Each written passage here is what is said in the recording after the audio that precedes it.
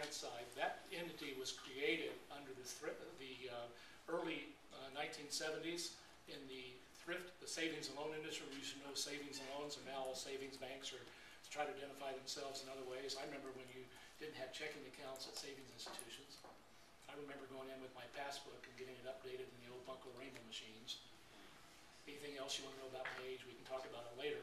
But what we're seeing here is we're seeing a definitive impact that says, Mr. Banker, you better be held accountable because the U.S. government is now having a war between the Federal Reserve. Remember Mike said about the Federal Reserve? Historically, the Federal Reserve Bank has been the custodian having responsibility for consumer protection. There is a battle right now between Bernanke. Do you know who Bernanke is? Bernanke, yeah. Okay. Bernanke, excuse me. And you have Mr. Geithner. Now, who is Mr. Geithner? He's the Secretary of the Treasury. He is taking on more and more responsibilities under these 5 legislative acts to be the consumer protector. So what you're going to see is the banks are going to be held accountable in ways never seen before since the 30s. And that'll be part of the compliance. Certain things like people who are not happy with health care right now. You're having people being told, if you don't like what you're hearing in these tea parties and certain things you hear these are people who are crazy, they're right-wing. No, these are people, in my view, who are expressing their opinions. It was no different when I was a Vietnam veteran.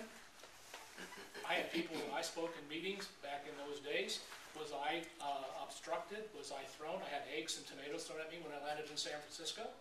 But no one protested then. The media was all in favor of that, is the war's got to stop, the war's got to stop. So right now we're just seeing a pendulum swing in how dissent is going to be voiced in this country. And frankly, at this point, National Consumer Law Center, check it out, is probably going to be one of the more balanced approaches to bringing consumer protection into the mode, and also the U.S. government is going to rely on the U.S. Treasury to make banks compliant. And the tool isn't 100% consumer. Yeah. Both sides are looked at. Yeah. Because banks are still important. We still have to get loans. So our goal is not to screw the bank. It's to educate them, and it's to show them and make it simple. Because you got to understand what's happening out there right now. A lot of law firms are doing loan mods. They don't have a clue of how to package a loan mod, how to package a loan, what it is that, because it's an underwriter at the other end that's going to get this. They're getting a mishmash and a mess. Well, if we can package it and put our stuff right on top, well, they look at that and the processor or underwriter goes, oh, that makes tons of sense.